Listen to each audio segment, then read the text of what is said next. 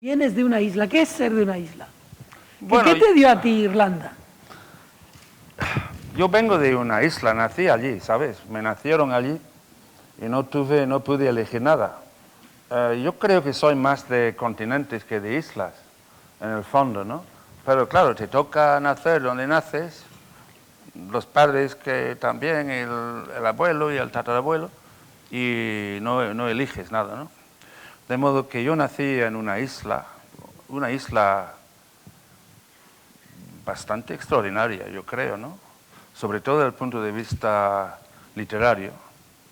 Una isla donde los benditos ingleses suprimieron la cultura, el idioma celta, impusieron el inglés, pero tampoco pudieron con los irlandeses, con los celtas, y el idioma original sigue funcionando a un nivel un poco casi subliminal y va aflorando, de modo que el inglés que hablamos nosotros es un inglés que se ve enseguida que no es el inglés de ningún punto de la otra isla, la otra, Juan, la de al lado, ¿sabes? De ellos, de los otros, está al lado mismo. Y ellos tienen 60 millones y Irlanda tiene 5, bueno, tenía 9, ahora tiene 5. Es una isla muy pequeña. Pero el inglés que hablamos es un inglés, yo diría que bastante rico por esta mezcla de componentes. El componente celta que está debajo, pero que está allí influyendo en ciertas formulaciones, cierta sintaxis. Y luego el acento, claro. Di algo en el inglés irlandés, en el inglés en el que ustedes hablan en Irlanda. Algo, por ejemplo, imagínate la letra de Yesterday, de los Beatles, Sí. dicha por ti, no en irlandés, sino en el inglés de Irlanda. ¿Quieres oír mi acento? Ya, Sí. ya lo estás oyendo. Sí, pero di, en inglés. Yesterday, well, el inglés de Dublín es un poco, do you know what I mean? If I were talking English now, I'd have a funny accent like that. And when I go back, I immediately recover the English I used to speak when I lived in Dublin. Do you know what I mean? Pero cuando estoy fuera, hablo un inglés más cuando lo hablo, que no es todos los días. Tu compañero o tu compatriota, pero también compañero de religión, Samuel Beckett, Sí. decía que uno nunca deja la isla, que uno tiene la ilusión de estar dejando la isla, pero la isla siempre va con uno. ¿Te ocurre a ti? No, esto es seguro. La gente me dice, oye, pero vas con frecuencia a Dublín, vas a ver a tu gente. Digo, primero ya no hay mucha gente, mira allí, ¿no? Pero yo no voy con frecuencia, lo tengo dentro. Es decir, el Dublín mío, que supongo que habrá cambiado un poco. Obviamente habrá cambiado un poco, porque vivimos en el río del tiempo. Pero yo tengo mi Dublín dentro y me nutre, me alimenta. Pero ahora estoy aquí. Y realmente en Madrid es donde yo vivo y donde yo me muevo. Yo no quiero ofender a los andaluces, porque hay andaluces que piensan que yo soy el irlandés andaluz. Algo de eso hay, pero soy sobre todo, creo, un irlandés madrileño. Ahora, Madrileño, Madrid es donde yo vivo, donde yo empecé y donde yo me imagino que terminaré. Ahora, tú vives en un barrio que, aunque es lo más madrileño de Madrid, ahora mismo es la consecuencia de cómo ha sido este país en los últimos 30 años. Sí. Está lleno de árabes, de rumanos, de latinoamericanos. Yo te he visto vivir allí como si estuvieras tú mismo siendo parte de ese melting pot, ¿no? Lo soy. Es parte del melting pot. Y la verdad es que Lavapiés, la gente me pregunta a veces, ¿dónde vives? En España, ¿no? Y digo, yo vivo en Lavapiés. A veces me preguntan eso, ¿no? Y lo digo para ver cómo reaccionan, ¿no? Y hay gente que no sabe qué es Lavapiés, pero claro, para mí Lavapiés es un poco el Montmartre de Madrid o de España, porque es un barrio un poco empinado con calles pequeñas, ¿sabes? Que hay mucho ambiente, mezcla de razas, mezcla de idiomas, y tú has dicho melting pot. está muy bien dicho. Es eso. Yo me siento muy a gusto, porque es un pueblo en medio de Madrid, ¿no? Yo, por ejemplo, a veces le digo a mi mujer, a ver si esta noche subimos a Madrid. Y estamos a 7 minutos de la Plaza de Santa Ana, donde está el Teatro Español, que es uno de mis sitios preferidos. Aunque ya no tiene Mario Gas, porque han acabado con Mario Gas en Madrid, claro, como sabemos, ¿no? Y ya no tiene Hemingway, que también iba por allí. Iba mucho por allí y había un restaurante hasta hace poco, cerca del Botín, ¿sabes? Cerca de la Sí. Plaza Mayor, con una señal que decía, aquí no comió Hemingway. Pero veo que la placa ha desaparecido. En este país las placas desaparecen con gran frecuencia y nadie se entera y no se reponen. Por ejemplo, supongo que me vas a preguntar por mi novela de Prim, ¿no? Sí. Y si no, te voy a recordar que tienes que hablarme de mi novela de Prim. En fin. La gloriosa revolución del año 68, de la cual nadie habla, como tampoco nadie habla de la Primera República, porque estamos en un país un poco amnésico. La gloriosa república que echó a la Borbona de entonces, Isabel II, mala hija de mal padre, desde mi humilde punto de vista, la echaron, ¿no? ¿Y qué hicieron con el retiro? ¿Qué hicieron? Lo abrieron al pueblo madrileño. ¿Tú crees que hay una placa que dice, tenéis este parque, ¿por qué la gloriosa? Pues había una placa diciendo exactamente esto y ha desaparecido. Y yo no sé si ha sido Esperanza Aguirre o Ruiz Gallardón, pero la plaza, hablando de la gloriosa revolución, ha desaparecido. La gente corre, no saben que corren allí porque la revolución les dio el espacio.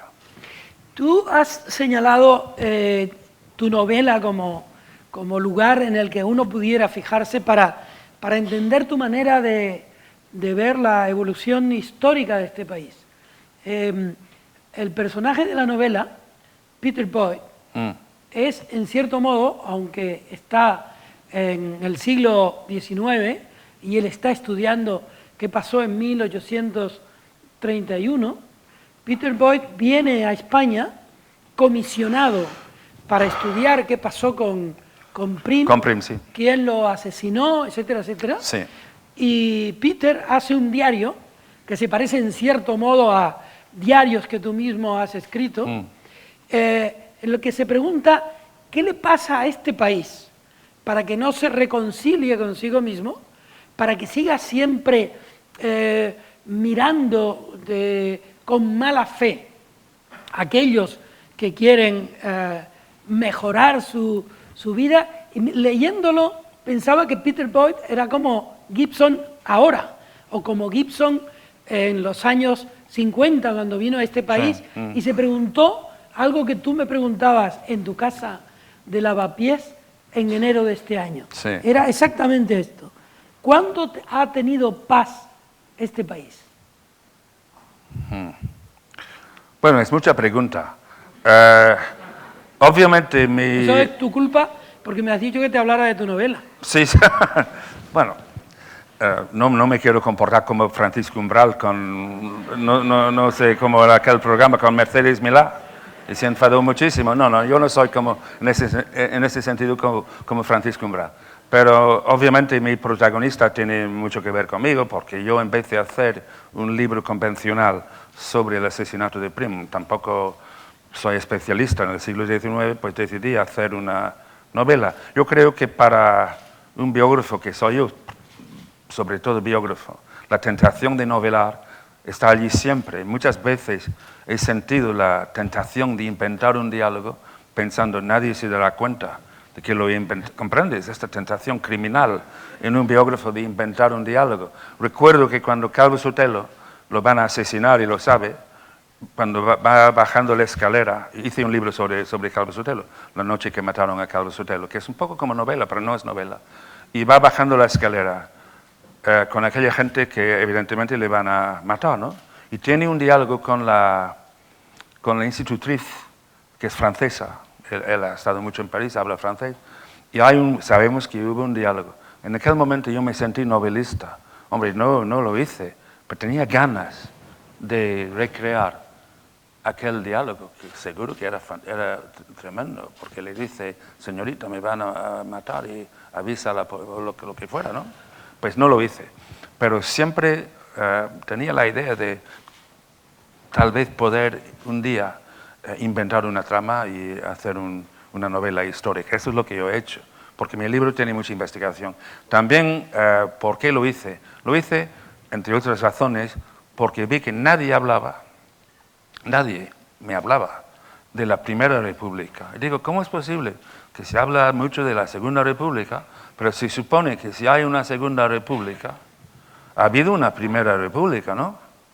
Si no, no tiene sentido que se hable de la Segunda República. Pero ¿cuándo fue la Primera República? ¿Cuánto tiempo duró?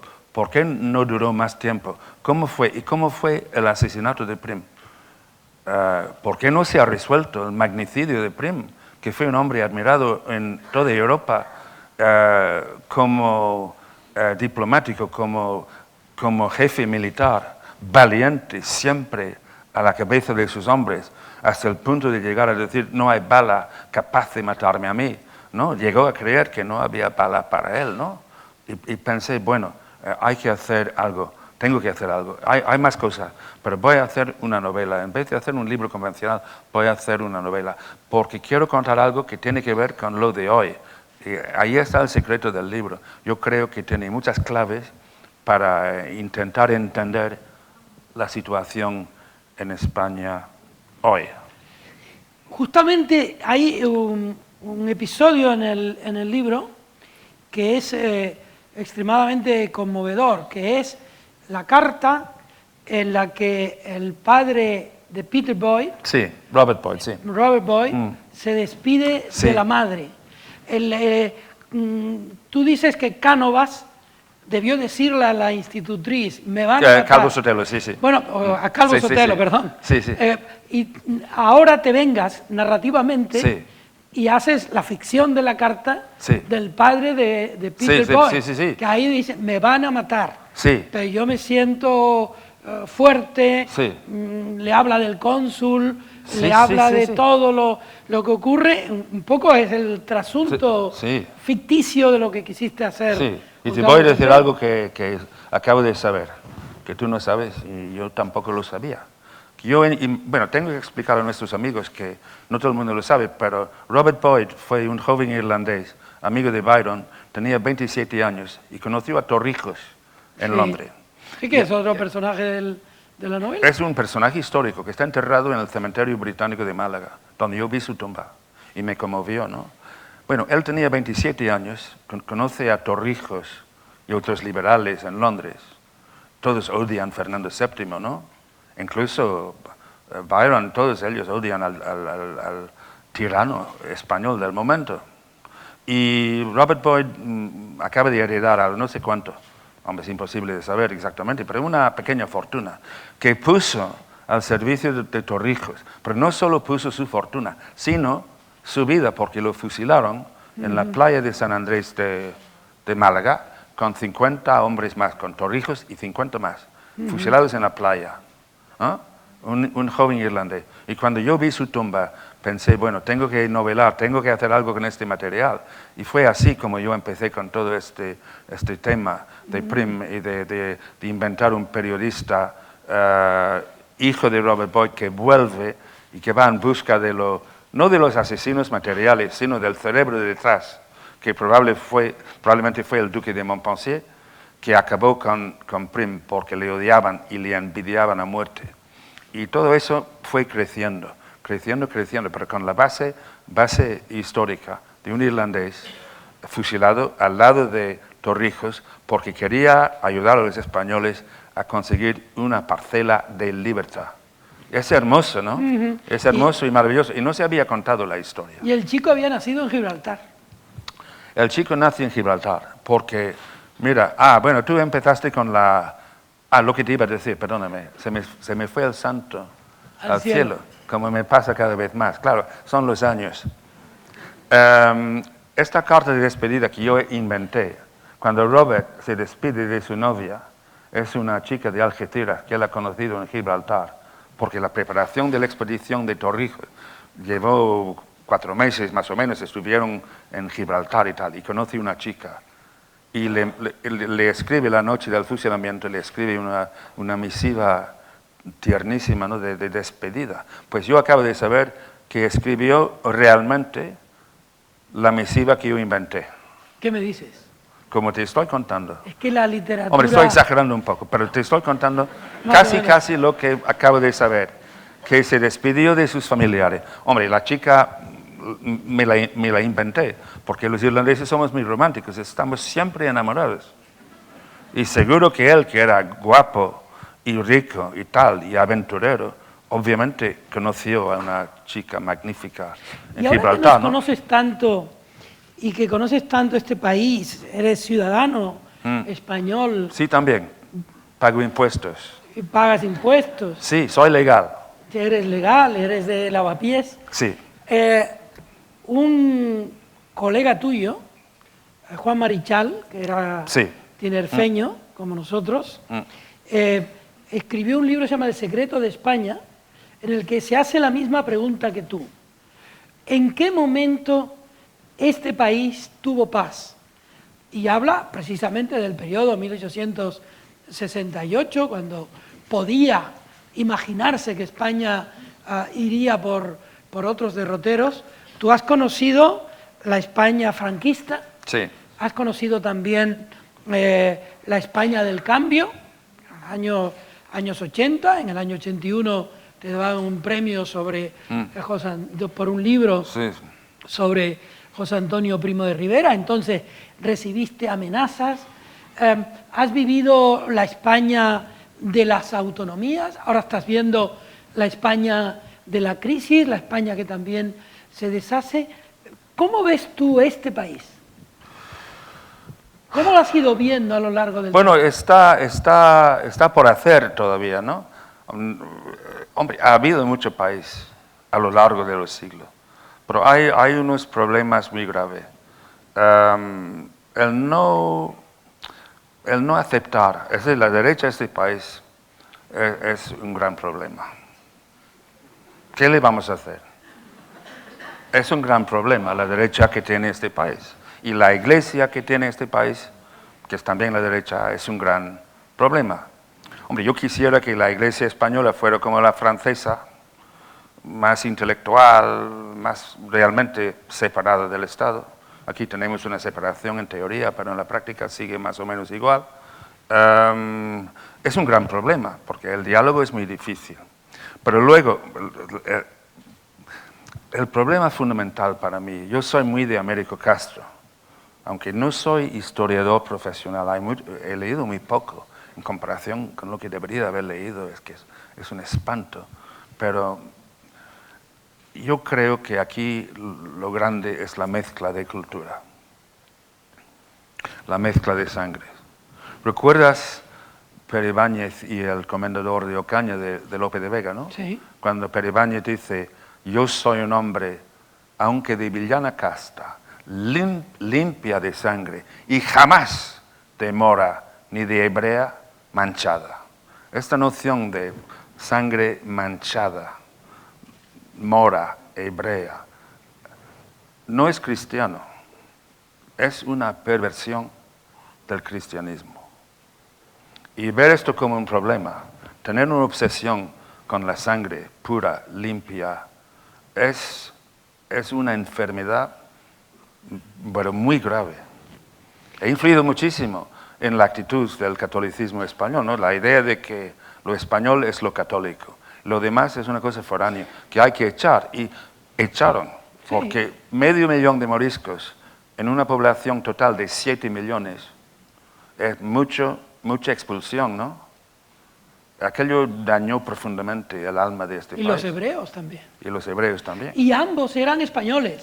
Es Claro. decir, nos vendieron a nosotros y nos siguen vendiendo en la historia, Sí. en la historia que nos cuentan y que se sigue contando, que fue expulsión de extranjeros. Claro. No eran extranjeros, No tenés- eran españoles expulsados, Sí, como sí. si hubieran expulsado los otros a los católicos. No, ¿sabes dónde se plasma al más alto nivel literario? En el Quijote, en la segunda parte del Quijote con Ricote, el moro Ricote.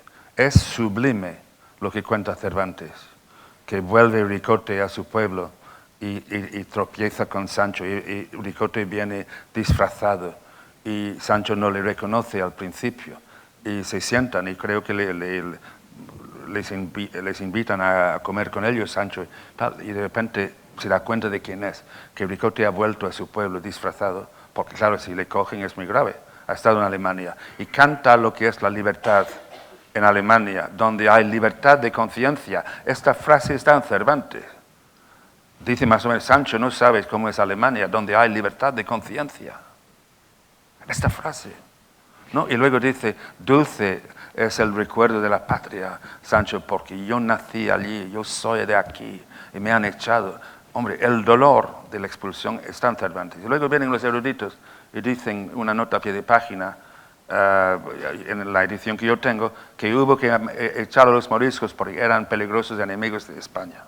¿Sabes? Peligrosos enemigos de España, horticultores, cuidando las acequias de la Vega de Granada. Tú sabes que un navajero, un viajero italiano, llegó a Granada, a la corte de Carlos V, en 1534, y describe en su libro, todas las acequias, no funciona ninguna, no funciona nada, todo está cayéndose, porque han echado a todo el mundo, y los nuevos del norte que han repoblado, que han venido a repoblar la Vega de Granada, no saben cómo funcionan las acequias, no saben nada. Y todo está en plena decadencia en 40 años. Ian, ¿no podría ser que esta capacidad española para odiar, para no querer al diferente, para tratar de expulsar lo que no se consideraba puro, está en el origen de todas estas persecuciones, incluida la que se produce en España, no solo durante la Guerra Civil, entre unos y otros, sino luego de la Guerra Civil y aún hoy, cuando no se puede restituir la memoria de muchísima gente que fue fusilada, perseguida, etcétera, lucha en la que tú te has involucrado muchísimo. Es que viene de lejos todo eso, que viene de lejos. Y, hombre, las diferencias que hay, o había hasta hace poco tiempo, una estabilidad, la entrada de España en Europa, todo lo hemos visto como algo absolutamente positivo. Yo sigo pensando que es muy positivo, pero claro, con Europa en crisis y todo es muy difícil. Pero mira, el tema de las cunetas es realmente espantoso. Hay algo que a mí me llama la atención, el premio Príncipe de Asturias.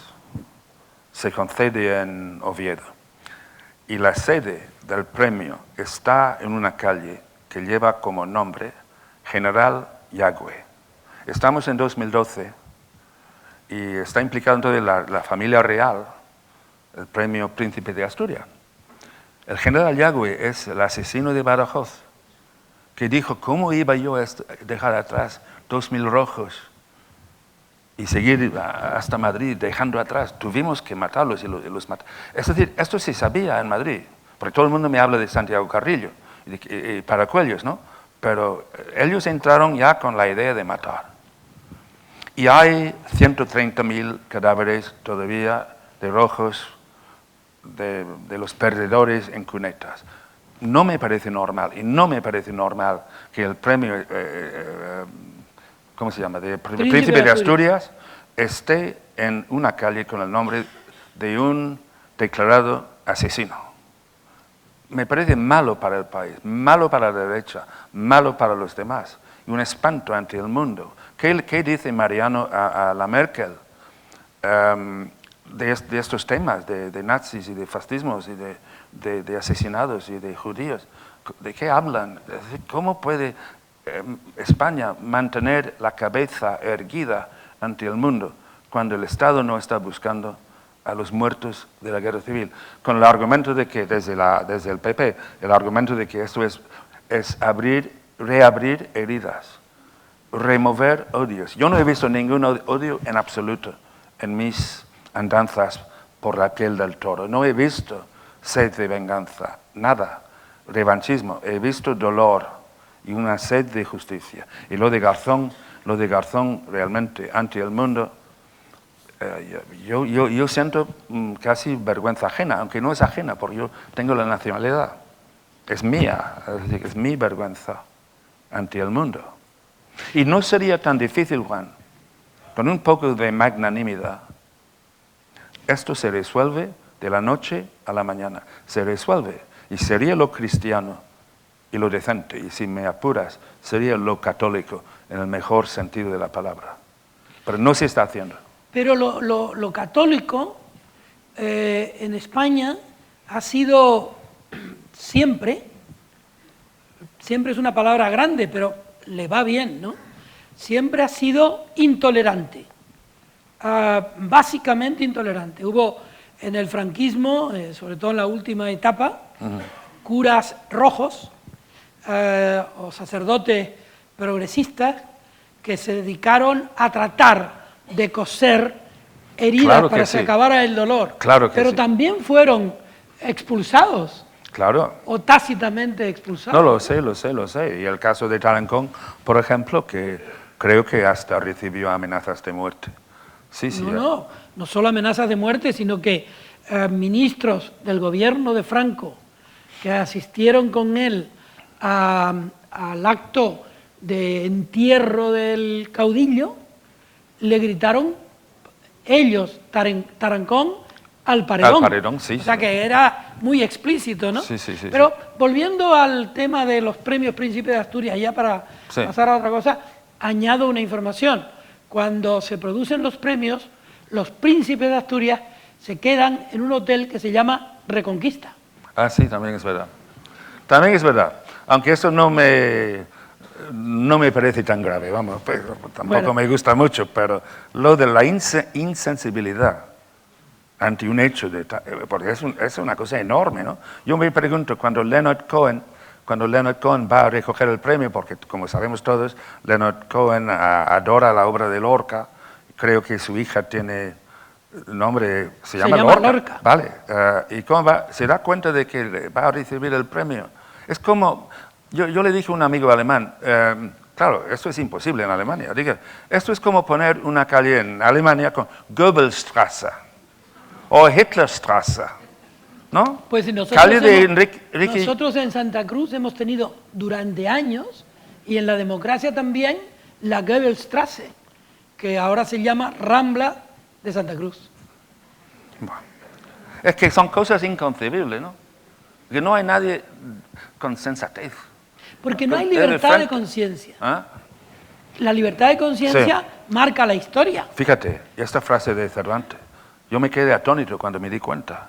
Y luego Ricote habla a Sancho del el amor de la patria, utiliza la palabra patria. España es mi patria, donde yo nací y me echan de mi patria. Está utilizando un vocabulario absolutamente actual. Y estamos hablando de un texto de 1612 o 14. Impresionante. Ian, tú vienes a España en 1950 y pico. Ya has leído El romancero gitano. Sí. Has leído poetas que te relacionan con Lorca. Pero aquí ya descubres cuál es su vitalidad sentimental entre nosotros. Y tú te dedicas a estudiarlo. ¿No te parece hoy que lo que en realidad estabas estudiando era un símbolo de todas estas cosas que estamos hablando? Un hombre reprimido por ser diferente, por ser progresista, por no estar dentro del sistema que el catolicismo quiere para este país, y finalmente asesinado en el principio de una guerra en la que el odio es también el odio al otro.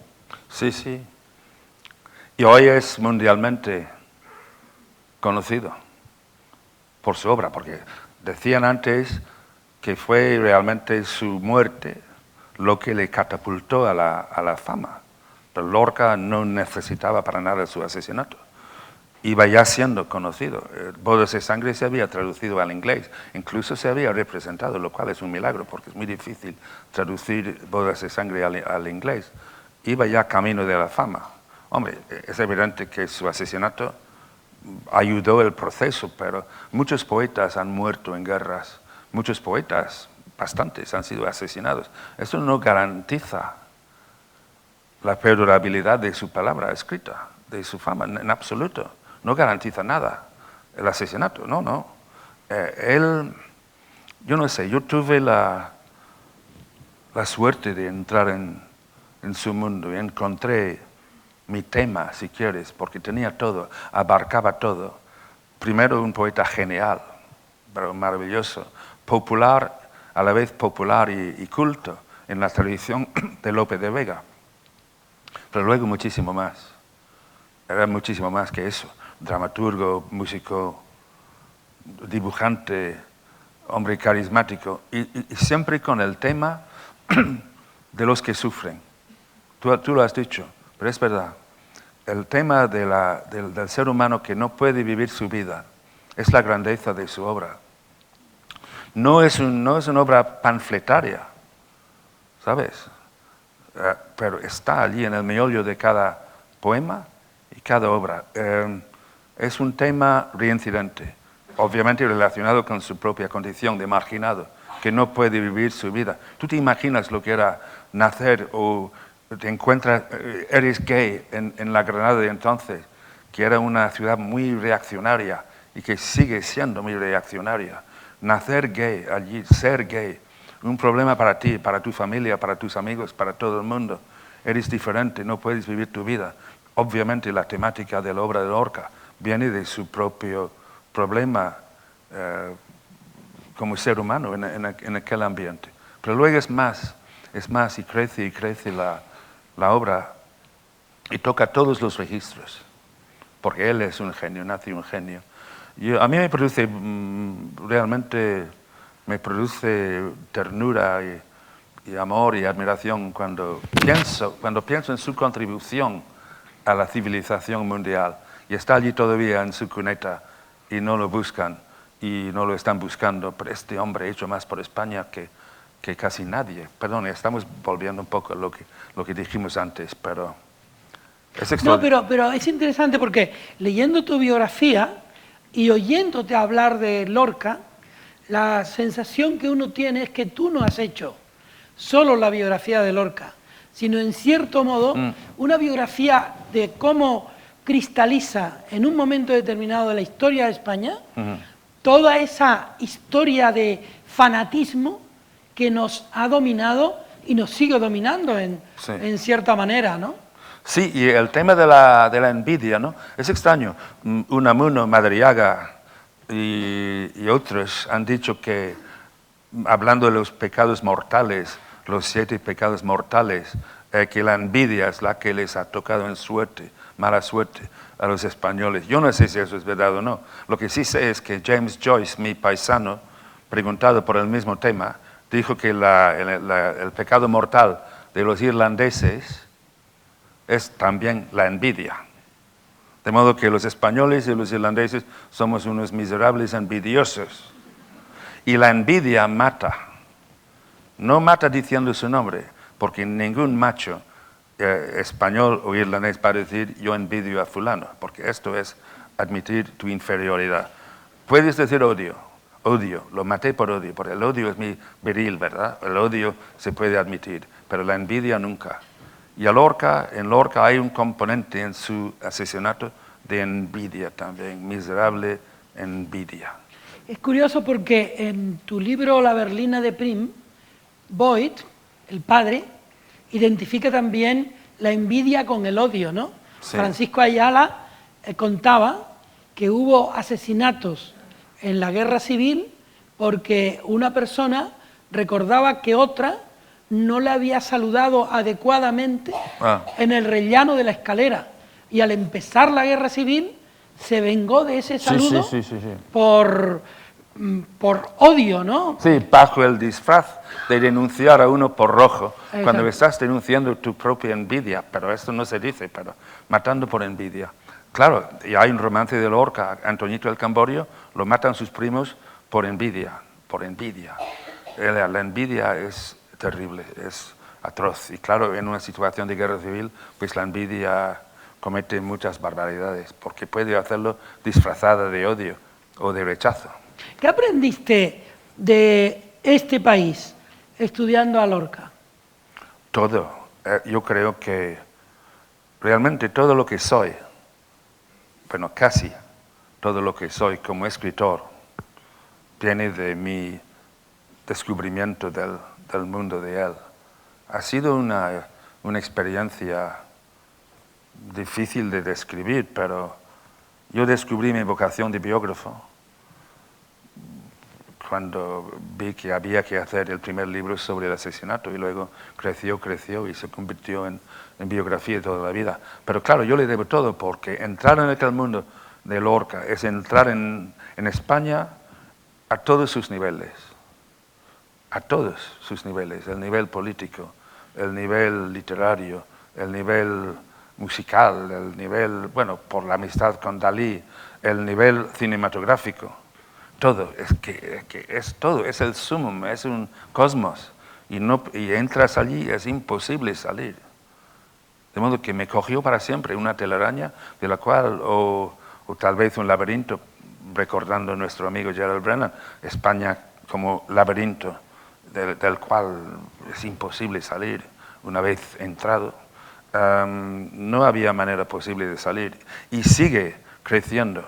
No digo solo dentro de mí, sino todo lo que hay alrededor de Lorca, su vida, su muerte, su obra, crece y crece, es oceánico, alrededor del mundo. Y en cierto modo cubre también la obra de sus contemporáneos, Sí. porque Alberti está impregnado por Lorca, Neruda ya más lejanamente Sí. Está impregnado por Lorca, Dalí, Buñuel. Tú te has referido a todos ellos. Sí, a sí, Machado, sí. que es como un antecedente. Sí, sí, sí. Es decir, te has dedicado tanto al sentimiento español que alguna vez te habrás preguntado qué deja en ti mismo ese sentimiento, ¿no? Porque es imposible impregnarse tanto Sí. y no sentirse ya uno de ellos, ¿no? No, yo me siento. Pero vuelvo a lo irlandés. Me he hecho muy amigo del actual embajador irlandés en Madrid. Bueno, yo he conocido a 13. El actual es el mejor, es fantástico, ¿no? Y además está casado con una gran artista. Y hemos hablado mucho de todo eso. Él está de acuerdo conmigo. Es que hay algo que nos une. De modo que cuando yo vine aquí, mira, este país, cruzas la frontera, ¿no? Yo amo Francia, porque yo tengo también dentro mucha cultura francesa.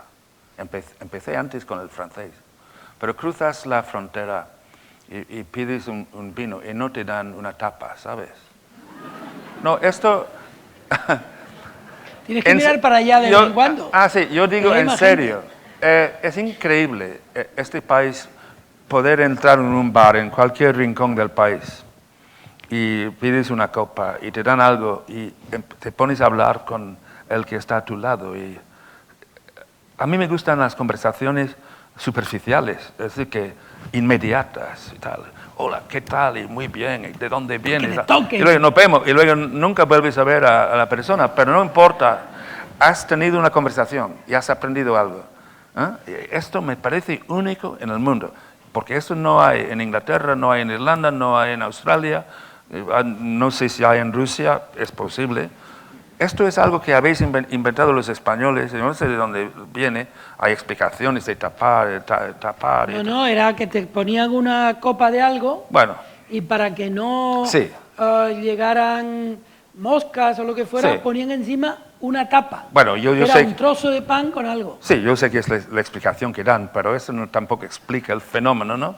Y me parece maravilloso. Es el único país del mundo donde la gente come antes de ir a casa a comer. Hay que ser brillantes para inventar esto. Y luego la democracia que implica, porque pese a todas las malditas dictaduras y los Fernando VII y los Francos y los demás, el español sigue siendo muy abierto y te mira a los ojos, otra cosa que hablábamos antes. En Inglaterra ya que te miren como te miran aquí es muy difícil.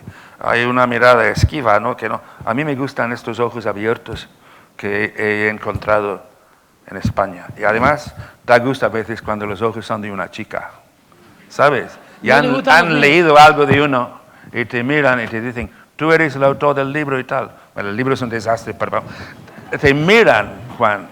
Es un consuelo para la vejez. ¿No te gustan mis ojos? Tus ojos son preciosos. Menos mal. Ian, ahora ya eres un español, estás viviendo, digamos, una época de madurez entre nosotros y estás viviendo una época muy complicada de nuestra nación, ¿no? Sí, sí, sí, sí. Es decir, se está desmembrando, hay como una especie de demolición de algunas cosas que creíamos que estaban hechas. Yo qué sé, se pensó que la monarquía estaba asentada y se ha caído como las sillas esta que pinta Pepe Hernández, el pintor tangerino, ¿no? Sí, sí, le conozco bien. Sí, sí. Se están diluyendo también las certidumbres con respecto al estado de las autonomías. Sí. ¿Cómo estás viviendo tú este periodo de España? No solo con respecto a la crisis económica, sino también a la crisis de las instituciones, sí, bueno, incluida la política. Sí, bueno, con preocupación. Yo creo que habría que ir, si las condiciones fuesen mejores, ir hacia otra ordenación del territorio. Tú sabes mi idea de eso, que yo soy republicano. A mí me gustaría ver la gran República Federal Ibérica. Me encanta la palabra Iberia, Ebro. Además, los íberos se fundieron con mi gente, con los celtas, ¿no? Celtíberos. Celtíberos. Claro, la idea de Iberia, esta península con los Pirineos y África al sur, esto me fascina, la idea de la gran República Federal Ibérica. Claro, los portugueses tendrían que estar de acuerdo en eso, pero según Saramago, con quien hablé mucho de esto, bueno, según él y según otros, hay un porcentaje considerable de portugueses que estarían dispuestos a entrar en una federación, en una república federal. ¿Por qué no? ¿Es utopía? Pues sí, es utopía, pero es posible. A mí me preocupa el desdén que muestra este país hacia Portugal. Y decía antes a un amigo periodista, el hombre del tiempo, cuando viene a decirnos qué tiempo va a hacer mañana, y vemos el mapa de la península ibérica, y veis Badajoz en una especie de frontera con el sol encima, unas nubes o relámpagos, y a la izquierda un territorio gris, sin una sola indicación climatológica, sin un nombre de nada, borrado del mapa. Te puedo decir que en la BBC, cuando ponen el tiempo en la BBC, bueno, antes supongo que sigue igual, y salen las Islas Británicas, por cierto, nombre que ofende a muchos irlandeses. Nosotros no somos británicos, ¿por qué nos llaman las Islas Británicas? Pero en fin, sale el mapa con el tiempo que va a hacer en Gran Bretaña, en el Reino Unido, y también ponen por lo menos el nombre de Dublín y ponen un sol encima, o más bien lluvia. Pero no borran del mapa la República Irlandesa para atender al norte de Irlanda y el resto, ¿no? Pero aquí, ¿por qué? ¿Por qué borran del mapa Portugal? Y luego, ahora ya no va al AVE. Me parece un desastre. Hombre, Lisboa está a 2 pasos. Es como si no existiera. Pero es Cataluña al otro lado, ¿no? ¿O no? Está al otro lado. Pero, Ian, ¿no te parece que es que este país nunca ha tenido la ambición de completarse, ¿no? De hacerse verdaderamente grande, entendiendo como grandes también sus partes, ¿no? Sí. Es decir, Cataluña, Euskadi, Galicia, Portugal, Canarias, etcétera, ¿no? Es un país como quieres ser como Francia, muy centralista, Sí, sí. y no aceptar... No, pero ha sido muy difícil porque, mira, aquí las comunicaciones han sido imposibles.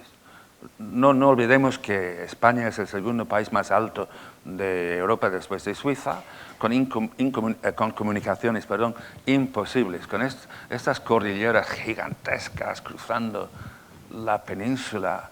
No había taladros alemanes entonces para ir taladrando túneles. Había que ir, subir y bajar y tal. Era imposible.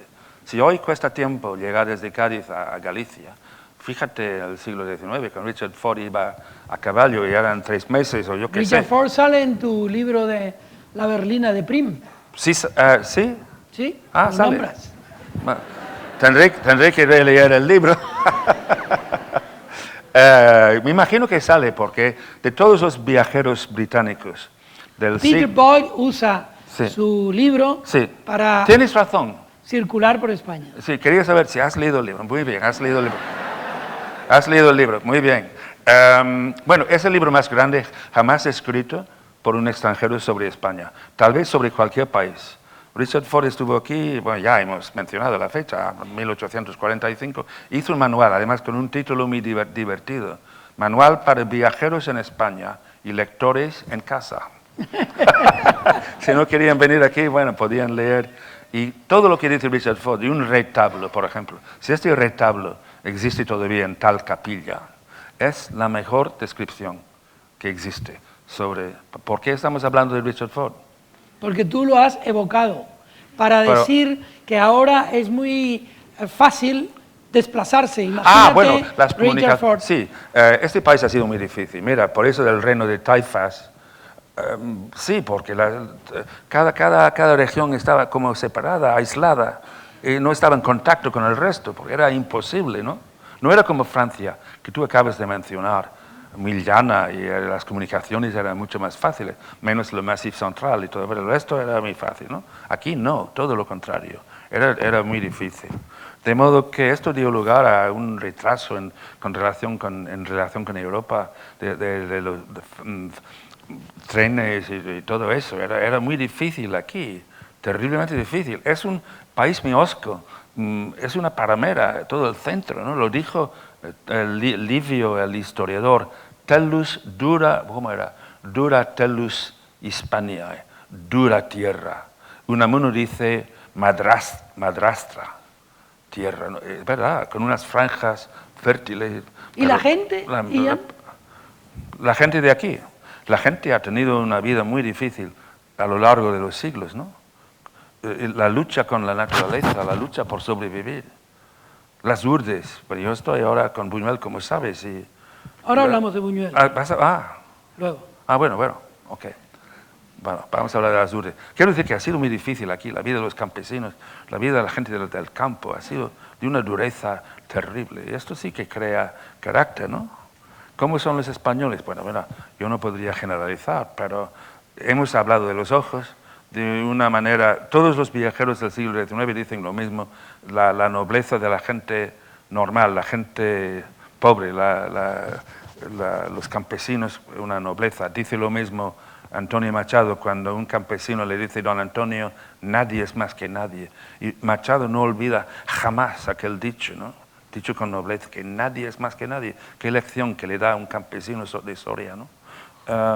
A mí me gustan los refranes también, porque los refranes encierran la sabiduría del pueblo, ¿no? Y los refranes españoles son fantásticos. Yo no los aprendí con la leche de mi madre, ¿sabes? Porque mi madre no era española y no sabía nada de refranes. Pero yo he ido aprendiendo refranes y me gustan. Hay uno que dice, no hay mal que 100 años dure. Sí. ¿Tú crees que se aplique a este tiempo? Bueno, esto ya es más dudoso. No todos los refranes coinciden, a veces discrepan, ¿no? No hay mal que 100 años dure. Bueno, eso de dentro de 100 años todos calvos, ¿no? También, yo lo estoy notando, ya tenía más pues pelo. Tú dijiste en aquella conversación que tuvimos en tu casa de lavapiés que estábamos como al principio de un cuatrienio negro. Sí. ¿Sigues manteniendo esa...? Sí, yo creo que no me gusta nada el actual gobierno. personalmente no me gusta nada. No, las ideas, si son ideas, no son las mías, desde luego, pero yo creo, lo repito, yo creo en la cosa pública y estoy muy preocupado por el tema cultural, el desprecio a la cultura. Me preocupa profundamente, porque el país se salvará por la cultura o no se salvará. Y estoy preocupado, pero vamos a ver qué pasa. No soy profeta y realmente no puedo añadir nada sobre este tema. No sé cómo va a salir. Supongo que habrá elecciones y que habrá otro gobierno, pero mira lo que se ha perdido. Y con millones y millones de personas en paro y mortalmente angustiados ante el futuro. Es horroroso. Sin líderes carismáticos, sin nadie que nos diga una palabra de esperanza.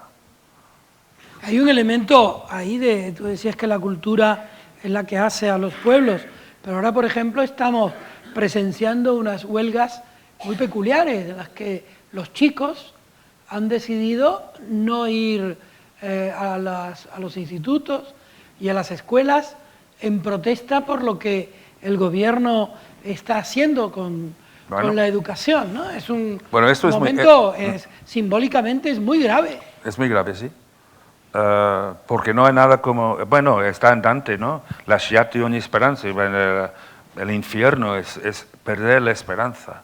Yo no quiero perderla nunca, pero hay que hablar de una manera positiva a los jóvenes, hay que darles algo, porque si no es la desesperación y no hay derecho. De modo que yo entiendo perfectamente la indignación de la gente. Naturalmente, mi propia familia, mi propio hijo está en Chile porque no hay trabajo en Madrid. Y, ¿cómo no voy a estar angustiado y realmente preocupado? ¿Ves alguna luz por algún lado? ¿Alguna señal que tú consideres que es positiva en este tiempo para iluminar un poco esta conversación, que no sea tan bueno, yo creo deprimida nuestra impresión? Yo creo que va habiendo más sensibilidad ecológica. Yo me siento ecologista. Y como tú sabes, soy ornitólogo, amante de Doñana, los espacios abiertos. Yo creo que hay más conciencia ecológica. Allí hay que dar la batalla. Yo creo que los jóvenes lo están viviendo más que nunca, viendo la destrucción de lo que ha sido el campo y el litoral español. Cuando yo veo a una persona como Manuel Rivas, por ejemplo, me parece admirable su campaña, su lucha. Esto sí que inspira. Si tuviéramos 100 Manuel Rivas sería muy bueno, ¿no? Hablando de literatura, ecología, protección del medio ambiente. Eso es importantísimo. Y creo que íbamos progresando, pero también es verdad que con el tabú o el rechazo de ciudadanía, pues tampoco ayuda a nada. Pero con todo yo creo que hay más conciencia verde, y esto me parece muy positivo. Realmente es la revolución. Tenemos que vivir de manera más sencilla. También se aprenderá esta lección de no vivir más allá de nuestros medios, porque todos hemos vivido con la tarjeta de crédito pensando que el mes que viene habría fondos. Ha sido una locura generalizada, ¿no? Hombre, la gran culpa es de los que nos han aconsejado comprar un coche más grande, pero tampoco tenemos que aceptar una responsabilidad por haber sucumbido al canto de sirena de los que nos han ofrecido la segunda casa más grande, con tarjeta de crédito en la mano. Ha sido una locura. Creo que esta lección se va a aprender, lo cual también es positivo.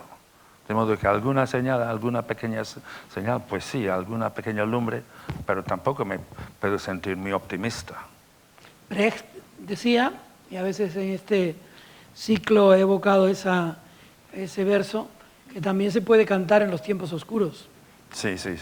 Bueno, hay que seguir cantando. Y los irlandeses, yo creo... Como tus pájaros. Como tus pájaros. Bueno, sí, pero a veces los pájaros están tan contaminados por el... Bueno, mira, el lavapiés, has hablado de lavapiés. Yo abro mi ventana, limpio el ordenador y al día siguiente está cubierto de polvo, yo no sé qué más, y esto lo estamos tragando. Y los pájaros también sufren sus cantos no son los de antes, me parece a mí. Pero en fin, tenemos que cuidar el medio ¿Se puede ambiente. percibir eso en los pájaros?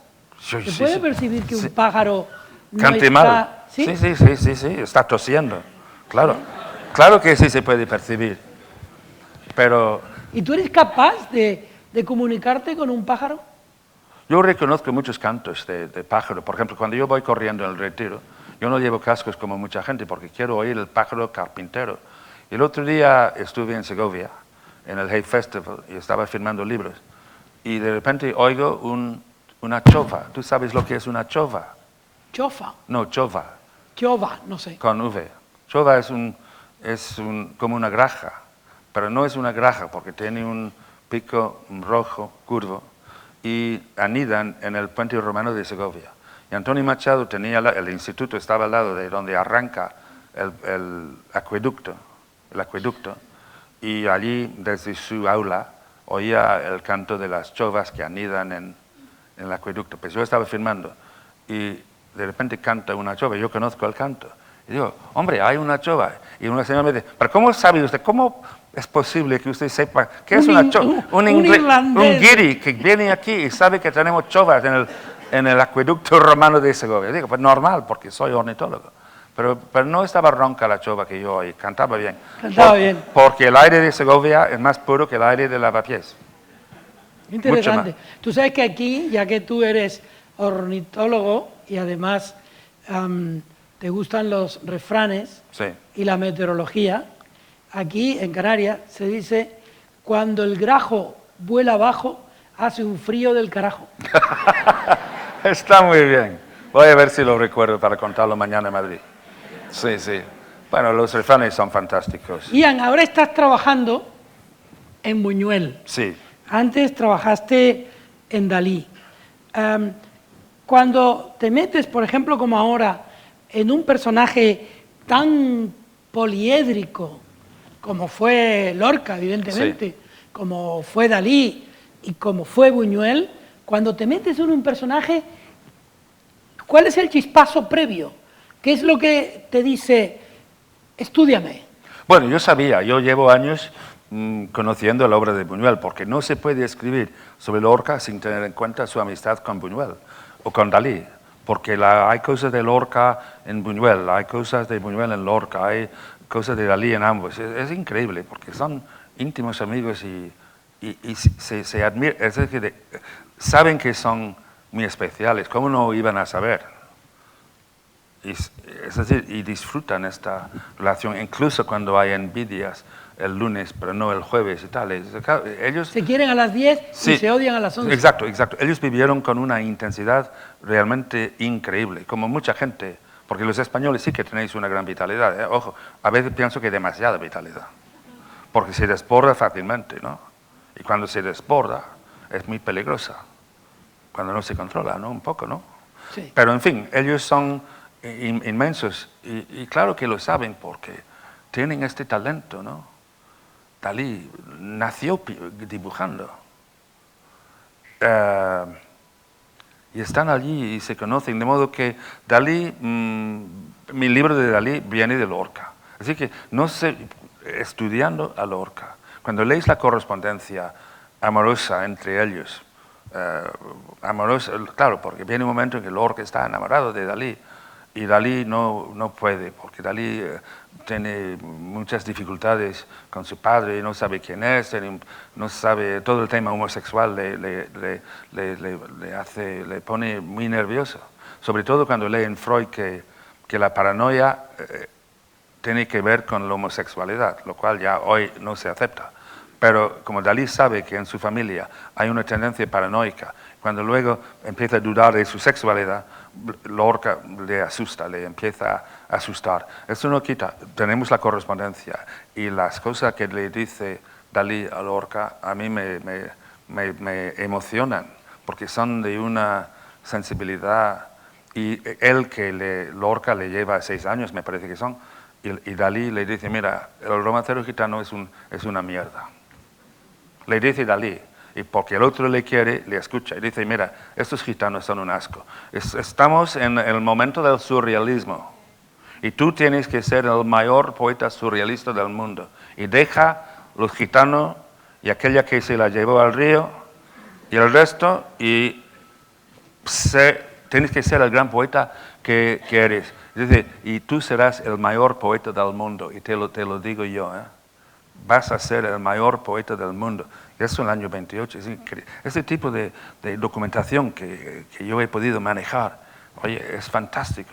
Y Buñuel está allí en medio, envidioso, con un problema con la homosexualidad, envidioso porque Lorca está con Dalí y Buñuel se quiere llevar a Dalí a París y todo eso. De modo que es un mundo muy unido, y mi libro sobre Buñuel sale de todo lo hecho anteriormente. Porque escribir una biografía de Buñuel hace falta haber pasado 30 años realmente siendo biógrafo de Lorca y Dalí. De modo que es una responsabilidad para mí tremenda. ¿Y qué te has terminar encontrado? El libro, ¿eh? ¿Qué te has encontrado en Buñuel que explique ese tiempo y que explique España? Muchísimo. Bueno, es que Buñuel es inmenso. Hizo 32 películas y alrededor de cada película hay una bibliografía inmensa. Es muy difícil ordenar todo este material, ¿no? Pero es un aragonés profundo, es un cosmopolita también, es producto de los jesuitas, con un problema católico hondo que él cree haber superado, pero creo que nunca superó, porque los jesuitas siempre han dicho: dame un niño a los 7 años, que le dieron hasta las 12 y ya para toda la vida. Pero aprendió muchísimo de los jesuitas, buen latinista, un hombre absolutamente ordenado. Todo lo que hace, su letra no cambia de los 11 años a las 80, es decir, que la letra es la misma. Realmente es un hombre absolutamente ordenado. La reflexión sobre España profundísima en toda su obra. Nazarín, La Vía Láctea, pero en la primera obra. Y las primeras películas son extraordinarias. Un perro andaluz, ¿sabes qué es el corto? Solo es de 18 minutos. Es el corto más comentado de toda la historia del cine. Por el ojo cortado al principio, pues sí, pero por el resto también. Es decir, que él creó la primera película realmente surrealista con la ayuda de Dalí, y esta película hoy es un hito en la historia del cine, y también la segunda película, las dos. De modo que todo esto es lo que yo he estado estudiando, y siempre con la reflexión sobre este país, ¿no? A Buñuel le fascina este país, vive fuera, pero, hombre, tiene que vivir fuera a partir del triunfo de Franco, pero está siempre pensando en España, sobre todo en sus amigos aragoneses. Es un aragonés profundo, es don Luis Buñuel Portolés. Eres el biógrafo de mucha gente admirable y de otros que la historia no nos ha puesto como admirables, ¿no? Pero hablando de aquellos que han sido tus preferentes, Lorca, Dalí, Buñuel, Machado, a mí me gustaría saber qué dejan ellos en ti.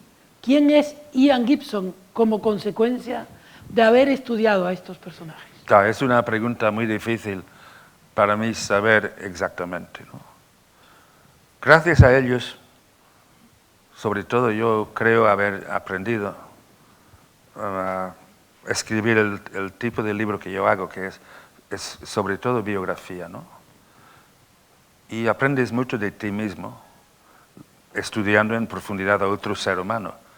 Gerald Brennan dijo que la biografía de los escritores es un género muy importante para la sociedad. Y también dijo que España es un país que anda muy cojo en el tema de biografías. No hay una tradición biográfica en este país, que es una de sus flaquezas, tal vez más importantes. ¿Por qué no ha habido? Porque aquí se ha vivido a salto de mata, con guerras civiles, con golpes militares, con casi nada de estabilidad, y sin estabilidad no se puede tener una tradición biográfica, porque cada biografía lleva mucho tiempo y hace falta mucho dinero para escribir la biografía. Ese dinero no lo tengo yo, pero he tenido que vivir de anticipos. Pero quiero decir que cuesta mucho trabajo hacer una biografía, hace falta tranquilidad, estabilidad y mucho tiempo para investigar. De modo que ¿qué he aprendido? He aprendido muchísimo. Brennan dice, sí, comparando la obra escrita de un autor como Antonio Machado, comparando esto con su vida, si se puede escribir su vida, una aproximación a su vida, tenemos el retrato más complejo posible de lo que es un ser humano. Ahí está la importancia de la biografía. Leer la biografía al lado de la obra de Lorca, de acuerdo, pero ¿de dónde viene el romance de San Miguel? ¿Qué es lo que hay detrás de Doña Rosita la soltera? Esto te lo dice el biógrafo, ¿no? Y confrontando el texto literario con la biografía, se llega a entender algo de quién fue Federico García Lorca, viendo bueno, en su caso no hay diarios íntimos, pero hay correspondencia, mucha perdida, pero algo puesto a salvo. Y juntando todo este material, lo creado, lo vivido, podemos saber algo de lo que es un ser humano. Bueno, pues yo obviamente haciendo esto he aprendido muchísimo. Fíjate las lecturas. Yo para hacer el libro de Dalí he tenido que leer mucho Freud. Es increíble lo que fue Madrid en los años 20. Ni Freud se lo creía. Traducían sus obras completas al castellano en el Madrid de los años 20 y se leían en la residencia. La interpretación de los sueños, la psicopatología de la vida cotidiana fue el primer tomo. Y todos ellos comentando y analizando sus sueños en Madrid en los años 20, en los primeros años 20. Fantástico, ¿no? Pero claro, el biógrafo tiene que leer todo eso y leyéndolo aprendes muchísimo. Yo he leído a Freud para hacer mi libro sobre Dalí. Debía haberlo leído antes, pero claro, no. Porque estaba haciendo otra biografía, ¿no? Siempre hay oportunidad para De modo leer. que el biógrafo es un hombre que aprende muchísimo haciendo sus biografías.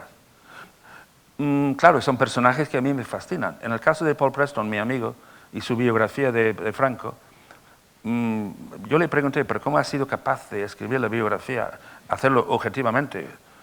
¿Sabe? Cuando el personaje no te puede gustar. Y me dijo, pues claro, tiene que haber una fascinación. En el caso de Preston, que es historiador, algo que no soy yo, la fascinación histórica también, claro. Te ayudaría a seguir estudiando un personaje que en el fondo consideras miserable, supongo, ¿no?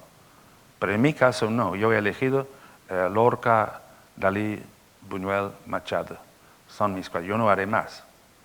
Ahí no hay tiempo, además, pero yo no, porque cada biografía lleva 7 años de trabajo, de modo que vamos a hacer un cálculo un poco optimista, pero ya no va a haber muchas biografías mías más, ¿sabes? Solo tiene 70 años. Y 3. Ian, estamos acabando y a mí me gustaría terminar con lo que te voy a decir ahora. Yo te conocí hace 35 años, tenías 37 o 38 años, eras un joven intrépido que buscaba además cómo quedarse en Madrid, se hacía una biblioteca de ladrillos, Sí. que dejaba en casa de los amigos la ropa con la que iba por esos mundos, las mantas, Sí. las alfombras, Algún libro de vez en cuando. etcétera, etcétera, ¿no? Y tenías como el aire de un tipo ingenuo que estaba como entre la roca y el aire, ¿no? Sí, volando, pero al mismo tiempo con las ideas firmes, ¿no? Y no has parado desde entonces. No he parado. Te has hecho español, comprometido, has dado mítines, has estado en... Sí, sí. ¿Cómo eres tú? Porque me siento... Ahora, ¿cómo eres? Yo soy el de siempre, pero como alguien con más conocimientos, ¿no? Pero sigo igual. España me ha complementado, me ha hecho más yo, que me ha permitido mover las manos más de lo que habría sido normal en Londres. Y tocar más. Nunca me gustó mucho Londres, la verdad. Ni los ingleses tampoco en general me interesan mucho. Les encuentro un poco, tocan poco, sí. Bueno, han cambiado tal vez ahora, ¿no? Pero eran muy Los puritanos. cafés son mejores. Sí, ha mejorado, pero que uno puede estar todo el tiempo esperando que mejoren los ingleses para poder vivir entre ellos. He preferido venir aquí, ¿sabes? Es mucho más sencillo para mí estar aquí. Incluso con el ruido excesivo que hay en este país, todo esto, yo lo capto, lo entiendo. Yo siempre he dicho, pudiendo dormir en España, esto es estupendo, ¿no?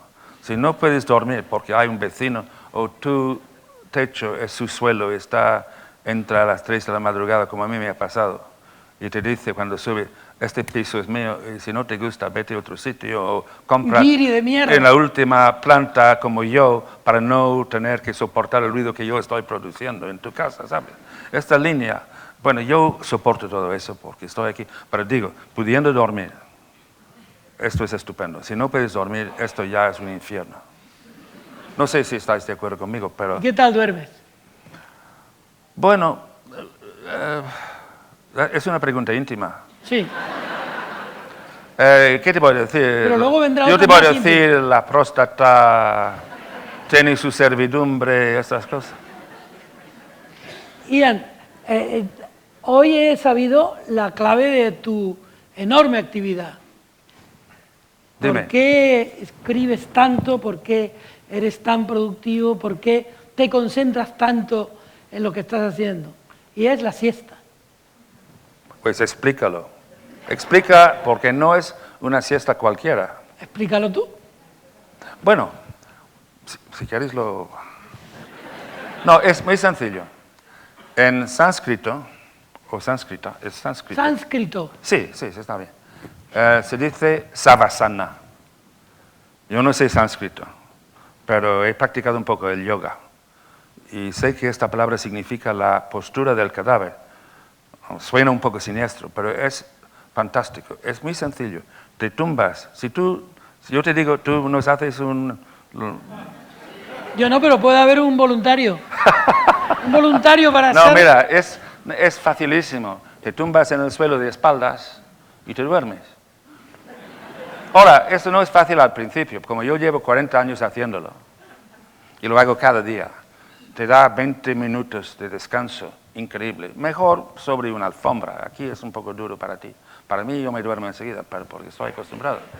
Pero tú vas a tener que practicar un poco. Y te relajas y poco a poco te vas... Hombre, ellos supongo que lo inventaron para la meditación. Yo no medito nada, yo me duermo. Pero lo grande es que dura 20 minutos y te levantas nuevo. Y como diría Dalí, te da 2 días por uno, 2 días por uno, porque te levantas nuevo. Tú que escribes tanto, podrías escribir el triple si practicaras mi savasana. De modo que, mira. En tu caso está muy bien que escribas tanto, en mi caso a lo mejor se resentiría las estanterías. Te agradezco muchísimo que hayas venido aquí a esta tierra. Bueno, hombre, por favor. Que es una isla como la tuya y bueno, que nos hayas deleitado con tu manera de ver la vida tan pesimista. ¿Tú eres pesimista? No. Yo creo que hay que pensar positivamente. Voy a escribir un libro sobre esto, un ensayo. Se va a llamar algo así como La fe y la risa. Yo creo que fe, no fe en un más allá hipotético, sino fe en la fe. Es decir, fe, no hay que ir pensando negativamente porque te hunde, pero se puede elegir un poco entre pensar una cosa mortífera y una cosa vivificante. Creo que se puede elegir un poco. Y luego la risa. Sin la risa, y para volver a Buñuel y terminar con Buñuel, Buñuel dijo...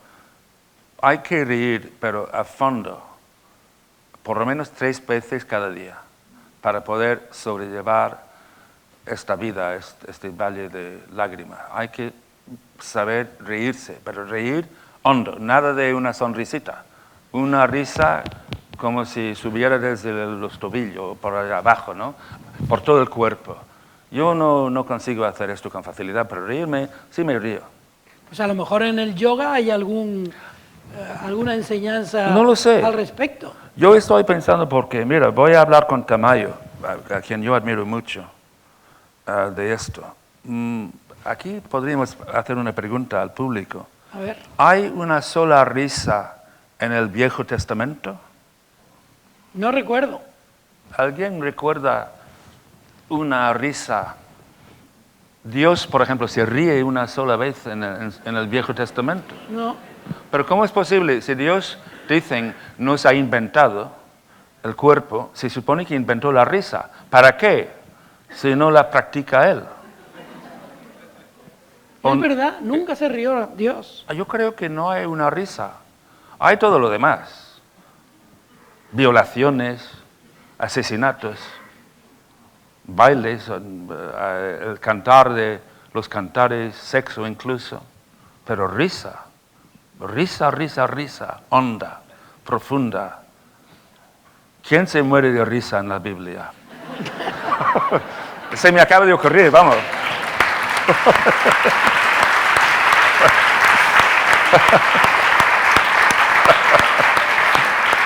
Le agradezco muchísimo que hayas venido. Muchísimas gracias, ha sido un placer. La Vuelve verdad, a- conocerte en tu isla por primera vez es una gozada, y la isla de Pilar, de modo que estoy muy agradecido. Muy bien, y la isla de todos ellos. Sí, sí, claro, por Muchas supuesto. Gracias. Gracias. Muchas gracias. Gracias.